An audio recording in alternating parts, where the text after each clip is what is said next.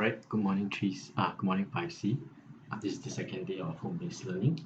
Today we'll go through the work for yesterday, which is page 5 and 6 of the electrical system SIN. Alright, I can see that you are coming online. Okay, I know Nurai is in school. I know Nasha will come in very late. I know Vicky are doing it, and I know Jimmy are doing it very late at night. So if you can try to do it in the morning or by afternoon, okay, at least let me know that you are online so that we don't have to go and chase after you. Okay, so if you can do it by 3 p.m., that would be the best. But of course, if you have some limitations that you cannot overcome, then I think at least let's get it done and I will see it on the next day. So I see that you guys are trying to use ClassKick. Some of you are still trying out. I know Jubilee can write on ClassKick. I think Nurain and Nasha, I can't really see your handwriting. So instead of writing out using your mouse, you can actually type it out. I think that's better. Right, so today there's two videos. The first video is on the answers for question 5 and 6.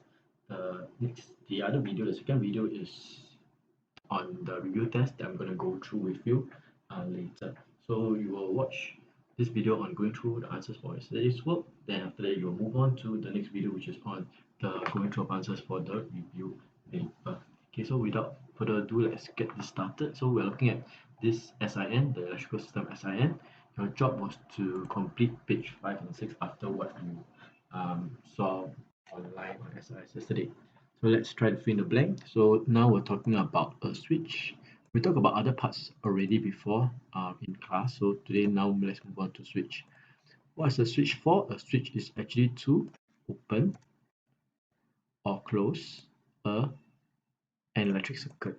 Okay, so in electric circuit, I think we have done in school before. We open and close the circuit by switching on and off the switch. Right? It's the same thing you can do at home. Every time you turn on the light, you're opening the switch. Every time you are switch on the lights, you are closing the switch. Every time you are turning off the lights, you are opening the switch in a sense. Later I will show you using that simulation that we have seen before.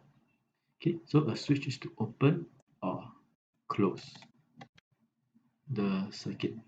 Okay, so please make sure that you write this down at the same time you are watching this video. Don't just watch, make sure you write down the words that I have typed in just now. So a switch is to open and close a circuit. So when a switch is open, there is a gap in the circuit. There is a gap in the circuit. Let me just write it down. There's a gap, GAP. There's a gap in the circuit, and electrical current cannot flow through the gap in the circuit.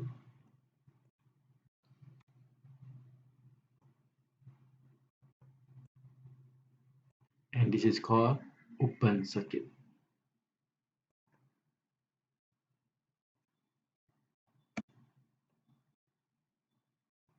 Right, so when the switch is open, there's a gap in the circuit. Electricity or electric current cannot flow through the gap, and that's why it's called open circuit. So on the other hand, if the switch is closed, there is no gap. So this actually everything is opposite. So when the switch is closed, there is no gap. In the circuit, electric current can flow through, and this circuit is called a closed circuit. Okay, I know these are all just words, so what I'm gonna do here, that I will switch over to the simulation so that you can see and you can appreciate what is an open and closed circuit. So let's switch over to the simulation. Okay, you've seen this before. We know that this is a battery. We know these are all wires. We know that this itself is a switch. Now it's in the open. Now it's in the off mode, which is the open switch. The switch is open, as you can see there's a gap, and this is a light bulb. So let's focus on the switch. Okay, currently there's a gap. You see there's a gap, the wires are not touching each other. So there's a gap. This is what we call an open switch, or the switch is in the off mode. So what happens that if there's a gap in the circuit, electricity is not flowing through. As you can see, electricity is not flowing through at all. There's no electricity, the bulb doesn't light up. So when there's a gap in the circuit, we call it a open circuit. So let's say if we close the switch, 1, 2, 3, we close.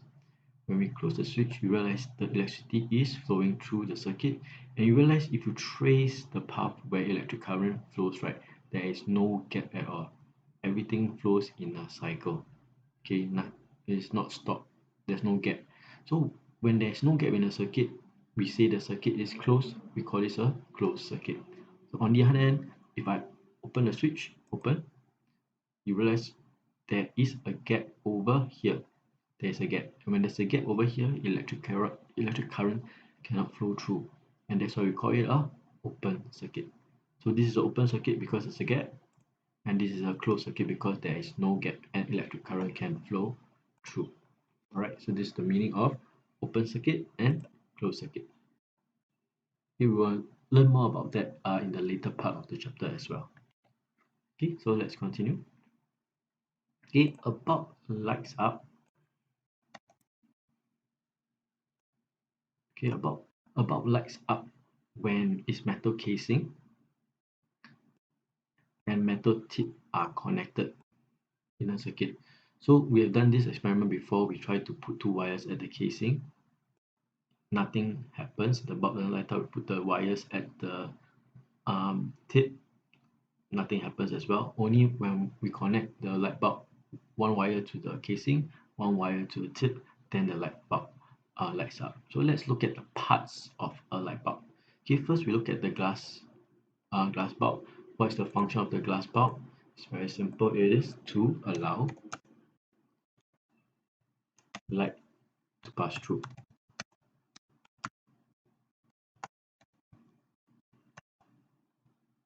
Okay, let me just shift. Okay, something like that. Put it here.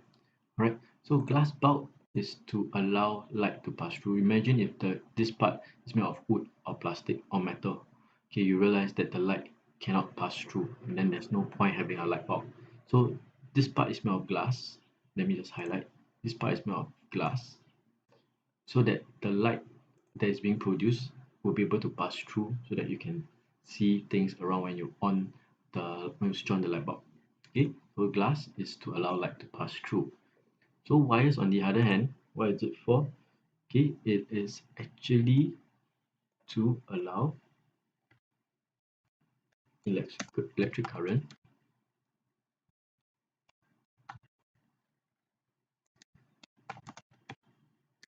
to flow to flow through the circuit, to flow in the circuit, in the electric circuit.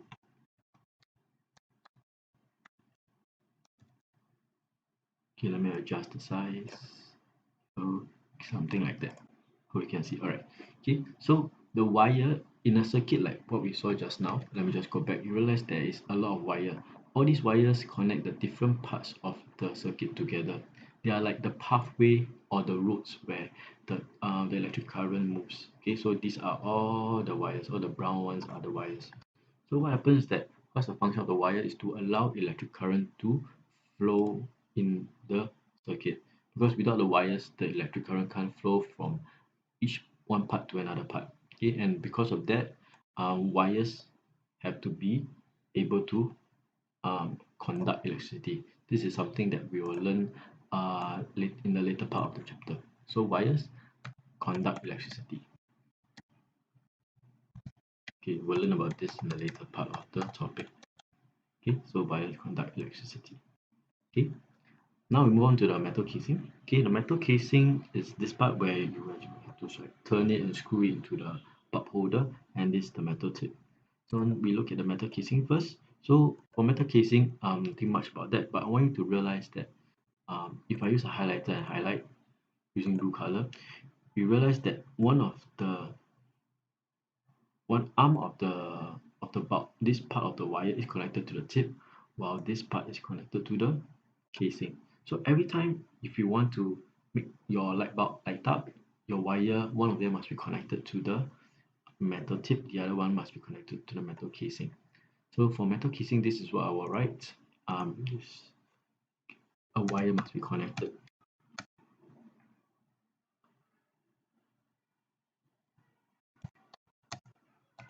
A wire must be connected here, and same thing on the other side, a wire must be connected here.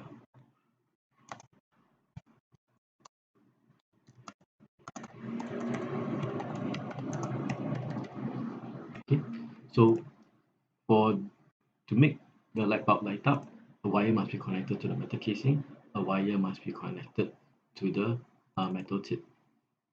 Okay, we cannot connect two wires to the casing, we cannot connect two wires to the tip, it doesn't work, because you realize that if you cut the bulb into two, you realize that one wire will be connected to the tip, one wire will be connected to the metal casing, which is the same as the one in the simulation. If you look closely, the wires, one is connected to the casing and the other one is connected to the tip, right? So uh, so this is the part on metal casing and metal tip. So the last part, which is the filament, and if you observe closely when we did the experiment, you realize that it is only the filament that turns red hot, and it's only the filament that gives off the light energy. So filament is the one that gives off light and heat energy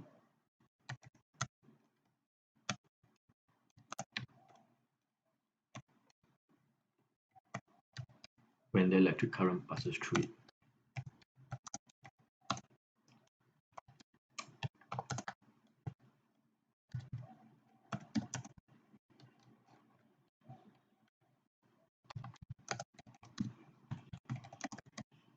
Alright, okay, let me put in correct size. Okay, yeah, like that. Okay, so when the bulb is connected properly, as in one wire is connected to the tip, one wire is connected to the casing, and one wire is connected to the tip, and the electric current can pass through. When the electric current passes through the filament, which is this part, which I will highlight using red color. Okay, this part. Let me change to red.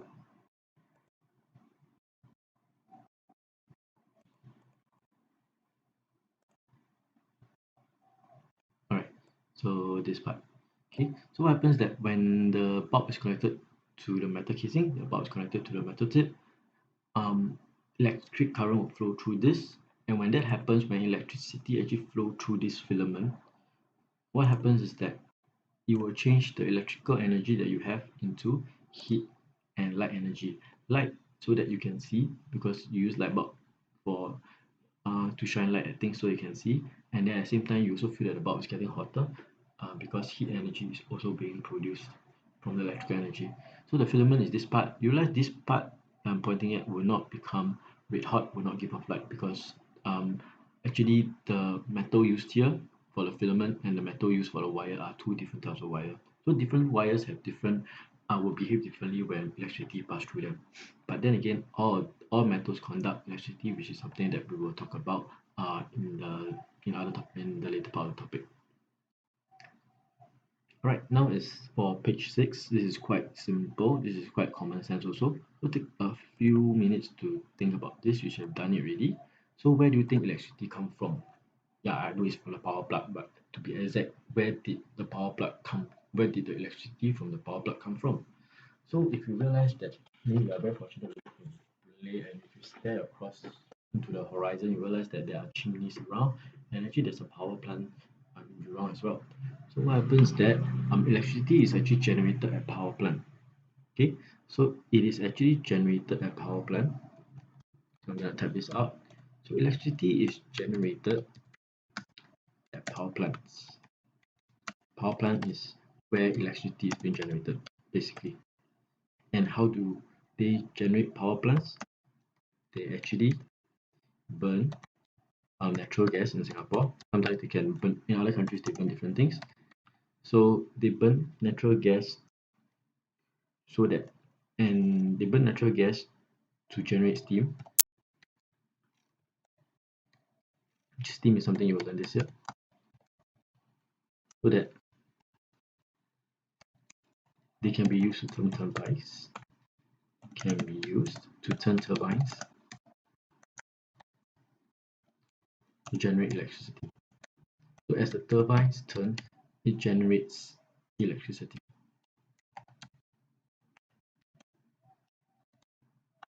Okay, so I'm gonna change this to this.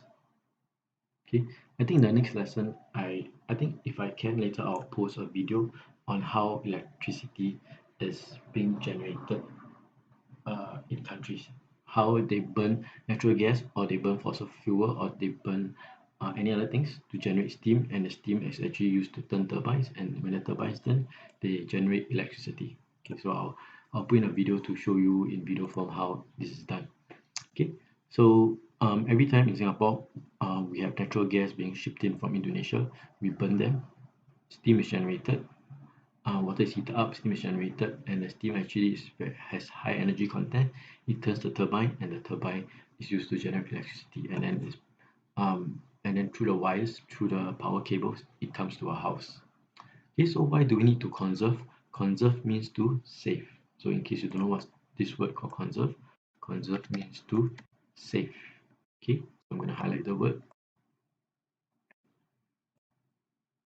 Okay, conserve means to save. Okay, to save. Why do we need to save electricity? I think this one is quite obvious. First thing, electricity costs money, so we want to save money. But the more important thing is that we want to also conserve the fossil fuel that we burn, more natural gas that we burn, because it is a natural resource, and there are limited natural resource. It's not gonna be there forever and ever.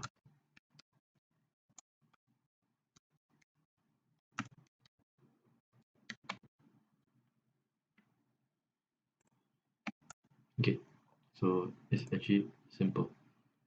Okay, and maybe I want to add the word limited natural resource.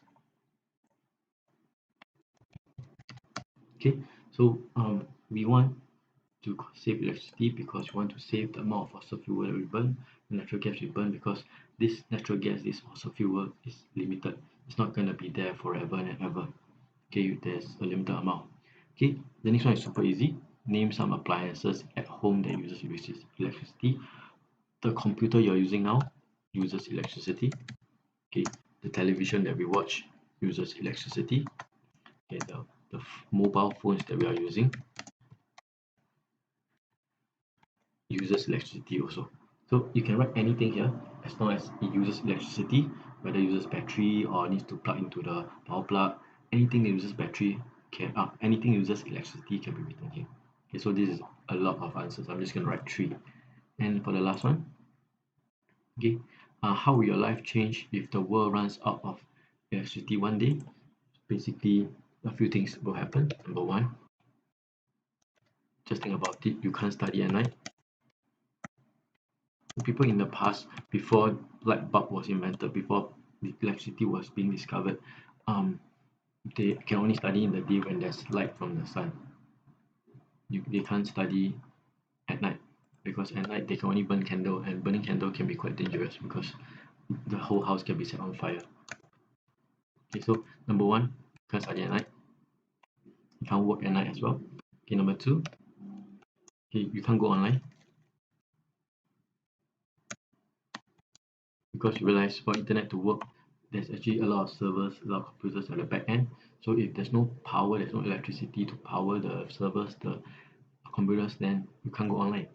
And of course, very importantly, there's no TV, there's no television program, because if there's no electricity, the TV can't work, and then you can't watch TV. Simple as that. So no TV programs. Okay, so this is a lot of things can happen with electricity. So that's why every time that when there's a power outage, there's a power failure, a lot of people will get affected. So that is how important electricity is to our lives. Right, so this is your homework for yesterday. I will post up a video on how electricity is being generated in the world and in countries. And then after that, there is a second video I want you to watch. It's about me going through the first 5 MCQ of your review test. Okay, so catch the next video after you're done with this video. Make sure you do corrections for page 5 and 6, and then watch the video on the power generation video. And then after that, please watch the video on of me going through your review test one questions, question 1 to question 5. Okay, I'll see you later.